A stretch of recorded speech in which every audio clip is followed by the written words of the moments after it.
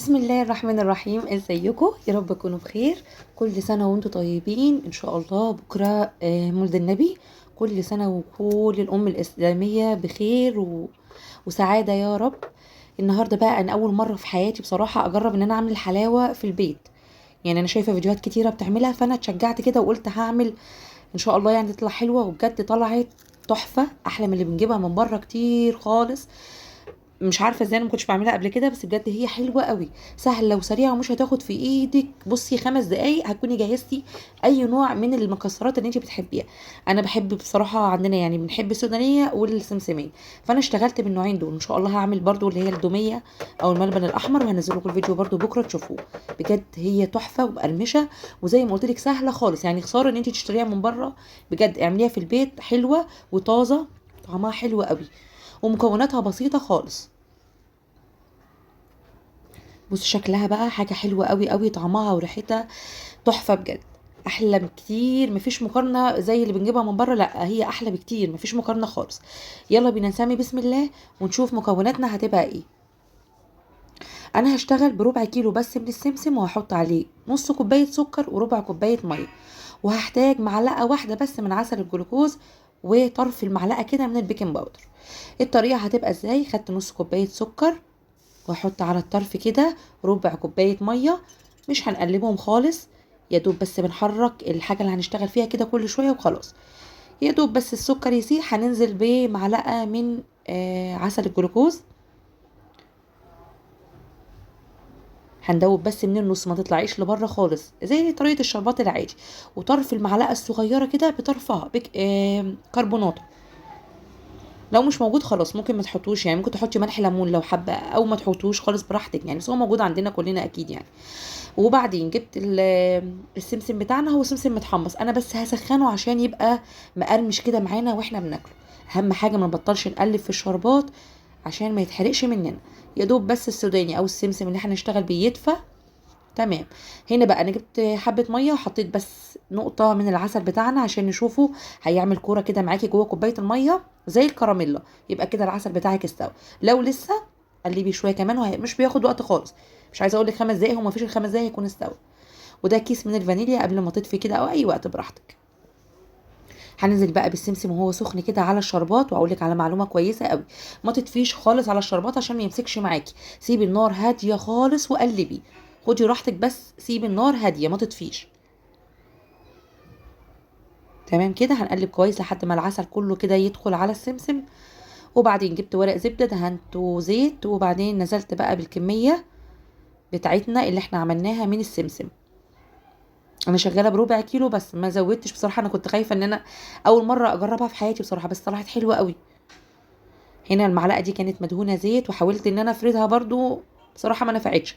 وعايزه اقول لك برضو هي مش هتمسك في ساعتها، لان شفت فيديوهات كتير بتقول لك بسرعه بسرعه بسرعه، انا اتوترت بصراحه. بس لا، انا عادي اشتغلت هنا في الاول بصراحه كنت متوتره خالص ان انا افرد وبسرعه والكلام ده. لا عادي، انا اشتغلت بايدي. هي بعد ما ابتدت تبرد شويه حاولت بقى ان انا افردها بايدي كده، وهي كانت احسن حاجه بصراحه. ولا بمعلقه ولا بالنشابه ولا الكلام ده خالص، ما جابش معايا نتيجه. فبايديكي يعني، ما تستعجليش، ما فيش حاجه ان شاء الله خير وهتبقى كويسه وزي الفل. بالسكينه بقى قطعي الحجم اللي انت عايزاه. انا عايزه اقول لك ضعف الكميه، لان هي حلوه قوي قوي. لو انتوا بقى طبعا كل واحد على حسب ما هيحتاج الحلاوه. انا اشتغلت بس بربع كيلو، ولما تخلص اعمل تاني. طالما طلعت حلوه ان شاء الله مش هنبطلها بقى بعد كده. قطعيها بقى بالحجم اللي انت عايزاه. انا بحب السمسميه بالذات تبقى رفيعه، فانا قطعتها تخيني كده قدامكم. بعد كده هرفعها زي ما انتوا شفتوا معايا في اول الفيديو. وطبعا زي ما تحبي خالص قطعيها. بس نصيحه، بلاش تعملي بالنشابه وبلاش بالمعلقه. يا دوب بس تدفى كده بايديكي، اقفلي عليها ورق الزبده وحاولي بايديكي كده تسويها، تخليها كلها تسويه واحده. تمام. خلصنا من السمسميه، تعالوا نعمل السودانيه. ده ربع كيلو من السوداني برضو، يا دوب هندفيه. هو متحمص وزي الفل، يدفى بس معانا كده ونشيله من على النار خالص. تمام، ما بياخدش معاكي وقت خالص. هنعمل بقى الشربات. برضو نص كوبايه سكر عليها ربع كوبايه ميه، ومعلقه العسل بتاعنا، عسل الجلوكوز من النص، اوعي تقلبي من بره خالص. ودي رشه البيكنج باودر اللي قلت لك عليها. الكربوناتو لو مش ضروري، لو مش عايزه تحطيها ما تحطوهاش. انا شفتهم كلهم حطوها بصراحه، فانا عملت كده. انا ما اعرفش ليه، عشان ما ما اضحكش عليكي. وحطيت كيس من الفانيليا، بجد حلو قوي، بيفرق بقى في الطعم، بيرجعنا بطعم الحلاوه بتاع زمان اللي كنا بنجيبها واحنا صغيرين. طعمها حلو قوي. هم بطلوا اصلا يحطوا اللي بتجيبيها من بره، بطلوا يحطوا فانيليا اصلا. وبرده هنعمل اختبار الشربات لحد ما يعمل كوره كده كراميلا، يبقى كده خلاص الشربات بتاعك بقى جاهز. لونه ذهبي وجميل اهو. بصوا كده، انا كده اتاكدت ان هو تمام، حلو قوي. هننزل برضو بالسوداني ونوطي النار اهم حاجه، ونقلب بقى وندخل الشربات جوه السوداني.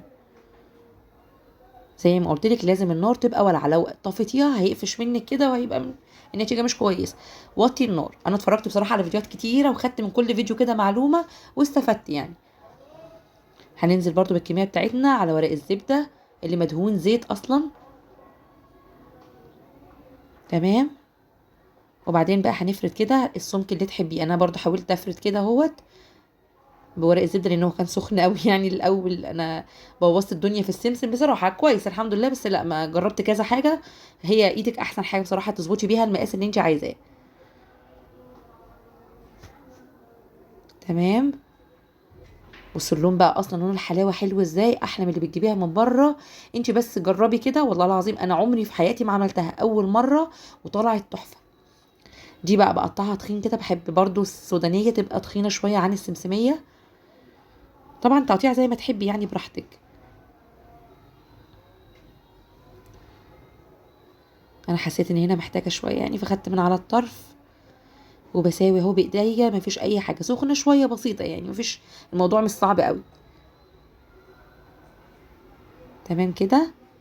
قطعي بقى الشكل اللي انت عايزاه كده واحده واحده، وما تستعجليش عشان ما توتريش نفسك وتطلع الحاجه مش كويسه. لا، ان شاء الله واحده واحده كده هتبقى زي الفل. علمي كده بس بالسكينه، مش لازم توصلي للاخر.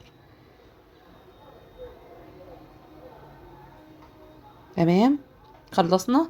انا بصراحه بقى ما استمرتش عليها لما تبرد، وسيبيها ساعتين وثلاثه على طول، يا دوب بس مسكت نفسها كده قطعتها الشكل اللي انا عايزاه. وبصوا بقى القرمشه والجمال، حلوه قوي قوي. مش هتشتريها ابدا من بره بعد ما تجربيها. ان شاء الله ان شاء الله بكره هعمل لكم الدوميه ان شاء الله، يعني الفيديو هينزل بكره، يا ريت تشوفوه ان شاء الله هيعجبكم قوي. لان انا جربتها برضو لاول مره وطلعت حكايه برضو. جربوا بقى تعملوا الحاجات دي في البيت، ما تشتروهاش.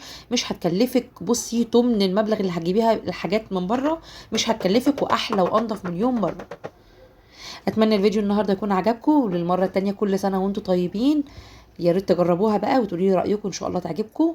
ولو عجبك الفيديو ان شاء الله يكون عجبك، يا ريت ما تنسينيش في اللايك والاشتراك لو لسه ما اشتركتيش عندي، وتفعلي الجرس على الكل. وشكرا ليكم.